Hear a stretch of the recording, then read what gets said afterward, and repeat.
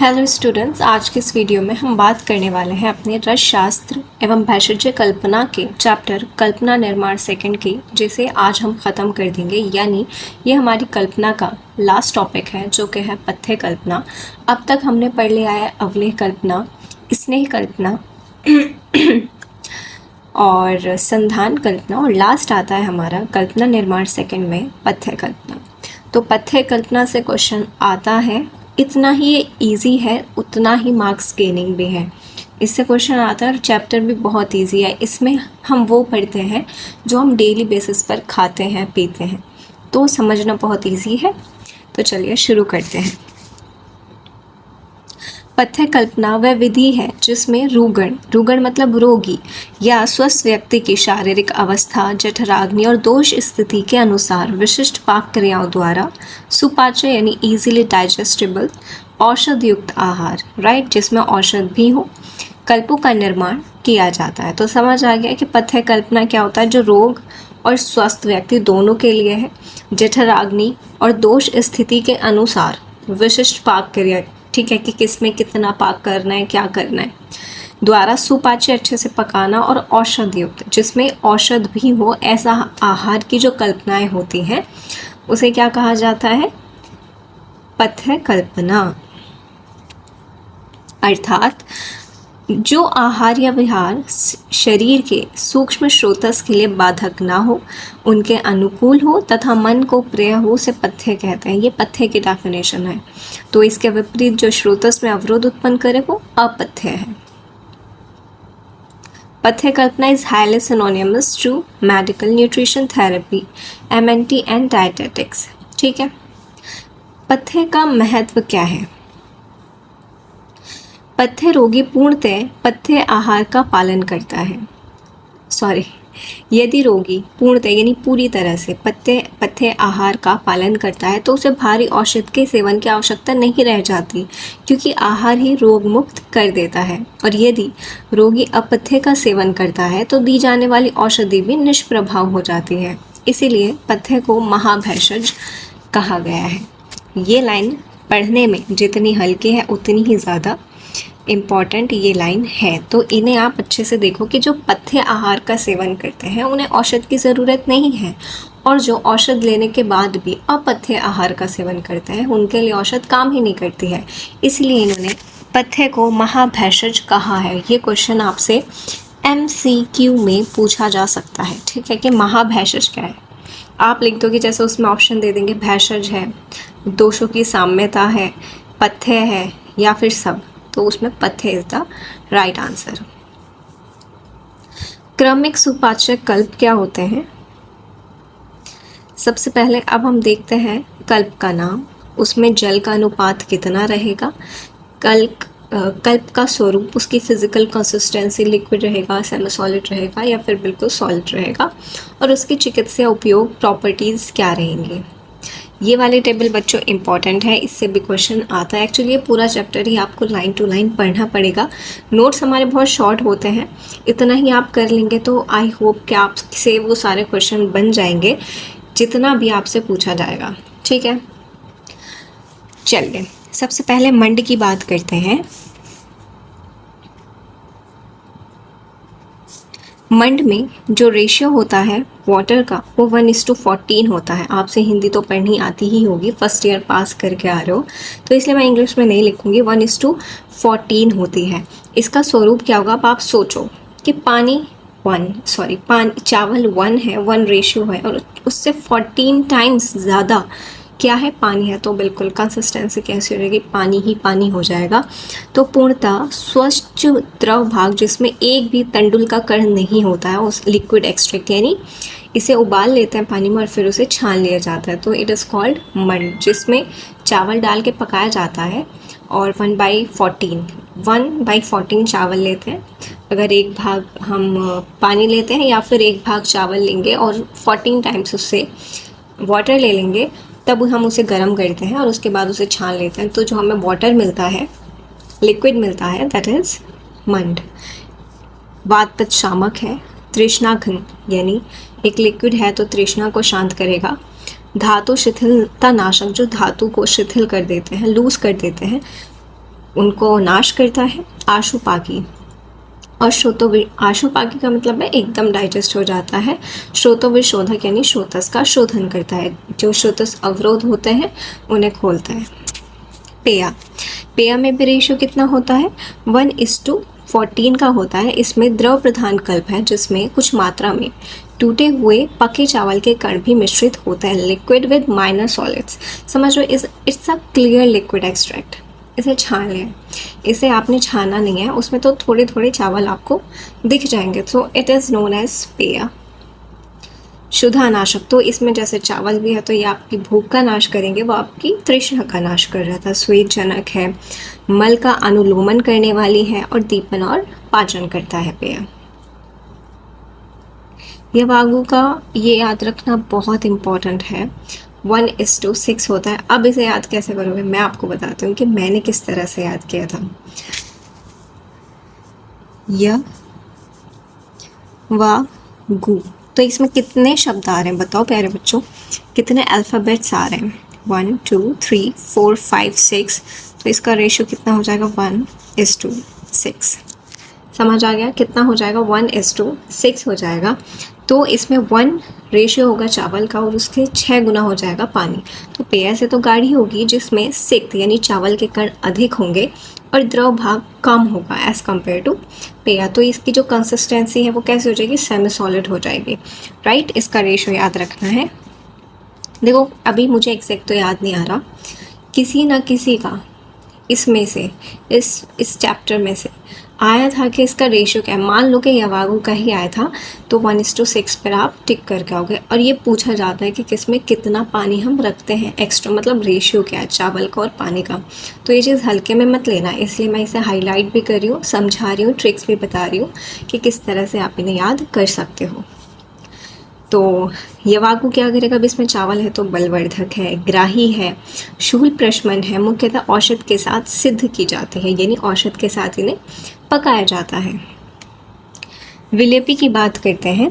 देखो विलेपी मैंने कैसे याद किया, देखो एक चीज़ मैं आपको बता देती हूँ, जो ट्रिक मैंने बनाई है ये हमेशा ज़रूरी नहीं है कि आप भी उसी से याद करो, कि आपको भी वो समझ आए, आपको अच्छी लगे। कभी कभी ट्रिक्स इतनी कुछ अच्छी होती हैं, बहुत अच्छी, आपको यवागु की शायद अच्छी लगी हो, वो इजी थी एकदम, लेकिन विलेपी की मेरी थोड़ी अलग है, शायद आपको समझना है और समझ आ भी जाए, तो इसमें कोई दिक्कत नहीं है। आप मेरी ट्रिक्स याद करना चाहते हो मेरी करो, अगर आपको समझ आती है, नहीं आती तो आप अपनी भी बना सकते हो।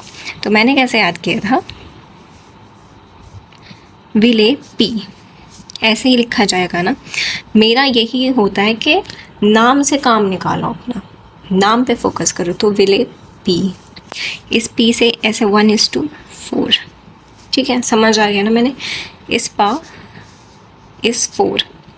ठीक है। तो इसका रेशियो कितना होता है, 1:4 होता है। अधिक गाढ़ी होगी, जिसमें जल की मात्रा कम होगी और चावल पूर्णतः पिघला हुआ लेप की तरह होता है, यानी थिक पेस्ट लाइक।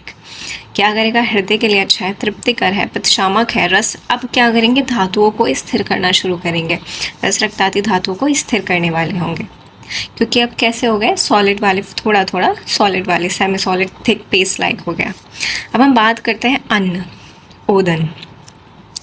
तो अन्न ओदन की ये जो बात कर रहे हैं, इसका मतलब क्या है कि जो हम खाना खाते हैं उस हिसाब से, तो इसका रेशियो होता है 1:5 या आवश्यकता अनुसार। देखो इसमें इन्होंने कोई ऐसा नहीं कहा है कि इतना ही, आवश्यकता अनुसार आप कौन से चावल बना रहे हो, उसमें कितना पानी डलता है, that's all up to the chawal and up to you, ठीक है।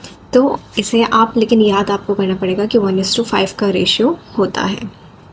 सुव्यवस्थित पका हुआ ठोस चावल, जो कि हम आमतौर पर खाते हैं, जिसका अतिरिक्त जल निकाल दिया जाता है या सूख गया हो। देखो मेरे घर तो ऐसे चावल नहीं बनते थे, लेकिन मेरे ताई के घर पर क्या होता था, जब वो चावल बनाते थे तो उसे पीच कहते हैं शायद, तो वो पानी निकाला करते थे और वो इतना नम का पानी बहुत मुझे तो टेस्टी लगा करता था। मैं तो ताई के घर जाके ताई से एक्चुअली मांग के पीती थी कि ताई लाओ चावलों का पानी दे दो, ठीक है। तो मुझे बहुत टेस्टी वो लगता था। तो कुछ लोग क्या करते हैं कि उसका पानी निकाल देते हैं और ख़ुद पी लेते हैं, और कुछ ऐसे होते हैं कि जो चावल में ही पानी को पूरी तरह से सुखा देते हैं। तो इट डिपेंड्स कि किस तरीके से आप पका रहे हो।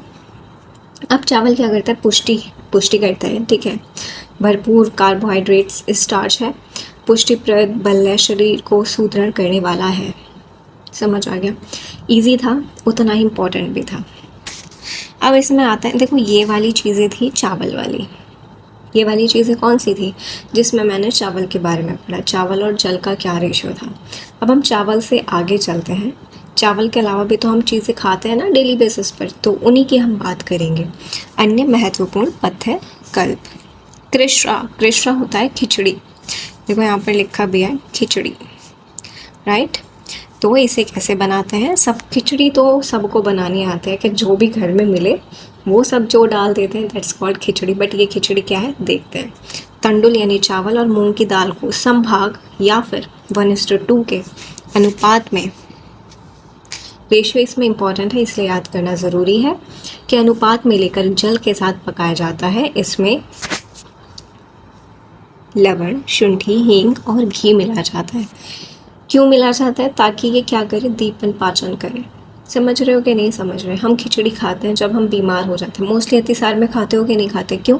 क्योंकि आपकी अग्नि मंद रहती है और आप चाहते हो कि आपकी अग्नि तीक्ष्ण हो जाए। इतना तो सम हो जाए एक्चुअली, तीक्ष्ण नहीं, कि वो खाना पचाने लगे, आपका पेट सही हो जाए। और ये लघु भी है, अच्छे से डाइजेस्ट होती है। मंद अग्नि में भी हम इसे देते हैं, राइट। तो समझ आ रहा है ना? कृष्णा क्या होता है? सब खिचड़ी जिसमें चावल और मूंग की दाल लेते हैं, समभाग में 1:1 ले सकते हो या फिर 1:2 लेकर उसे पकाया जाता है। और उसके साथ साथ उसमें क्या क्या डाला जाता है? लवण, नमक, शुंठी, हींग और घी मिलाया जाता है। मॉडर्न में इसे खिचड़ी से रिलेट करते हैं। ये अत्यधिक बल, वातशामक और कफवर्धक होता है। समझ आ गया? ठीक है, इसे नहीं करते हैं। ठीक, समझ आ गया। नेक्स्ट हम, अच्छा आप मुझे बच्चों बताना, क्या मुझे नोट्स में ये अंडरलाइन करना चाहिए या नहीं करना चाहिए? एक तो मुझे समझ नहीं आता, अगर मैं नोट्स में अंडरलाइन करती हूँ तो ये आपके लिए मुझे लगता है वो थोड़ा इजी हो जाएगा कि क्या क्या इंपॉर्टेंट है। बाकी ये दूसरा ये थिंकिंग रहती है कि शायद आपको ये बुरा ना लगता हो कि नोट्स आपके गंदे हो गए। तो आप मुझे बताइएगा कि मुझे अंडरलाइन परमानेंट करना चाहिए या फिर टेम्प्रेरी पेन से पढ़ाना चाहिए, ज़रूर बताना, ठीक है। सेकेंड हम बात करते हैं यूश की। सेकेंड हम किसकी बात करते हैं? यूश की। यूश में दालें होते हैं, विभिन्न दालें, मुख्यतः मूंग की दाल, कुलथ, चना को कितने गुना पानी में? 18 गुना जल में उबाल कर तैयार किया गया सूप है। यूश क्या होता है? यूश इज़ अ सूप जिसमें दालें होती हैं और कितना गुना पानी लिया जाता है? 18 गुना पानी लिया जाता है। जबकि द्रव्य अच्छी तरह पक जाए तो छान लिया जाता है। इसमें राई, ज़ीरा, हींग और नमक का छौंक लगाया जाए तो इसे कृतयूष कहते हैं। बिना छौंक के अकृतयूष कहलाता है। उपयोग क्या है इसका? ज्वर, कफज विकार, अग्निमांद में प्रोटीन की पूर्ति हेतु सर्वश्रेष्ठ। देखो मेरे प्यारे बच्चों, यूश बहुत इम्पॉर्टेंट है, इसलिए मैं आपको इसे अच्छे से समझाना चाहती हूँ। यूश मतलब सूप। इसमें दालें होती हैं। इसमें क्या होती हैं? दालें। मैं यहाँ पर लिख देती हूँ। मुझे डर लगता है कि आपको समझ आ रहा है कि नहीं आ रहा, आप गलत ना कर गए हो, इसलिए मैं इतना फोकस करती हूँ। एक चीज़ को शायद मैं 10 बार बोल देती हूँ कि बस मेरे बच्चों को समझ आ जाए, ठीक है, जो मेरा मकसद है, राइट। तो अब यूश क्या होता है? इसमें सिर्फ दालें होती हैं। कंफ्यूज मत होना कि दालें किस में होती हैं, किस में चावल है। तो यूश में दालें होती हैं विभिन्न प्रकार की, जैसे मूंग की दाल, कुलथ की, चने की, राइट। कितना गुना पानी लेते हैं? 18 गुना, 18 टाइम्स पानी उबालकर तैयार किया जाता है। जब द्रव अच्छी तरह पक जाए तो उसे छान लेते हैं, जिसमें राई, ज़ीरा, हींग, नमक का छौंक अगर लगाओगे तो उसे कृतयूष कहते हैं। और अगर कुछ नहीं करोगे, देखो आपने दाल उबाली, उसे छान लिया और उसका जो पानी आपको मिला वो आपने ऐसे ही पी लिया, दैट्स कॉल्ड अकृत।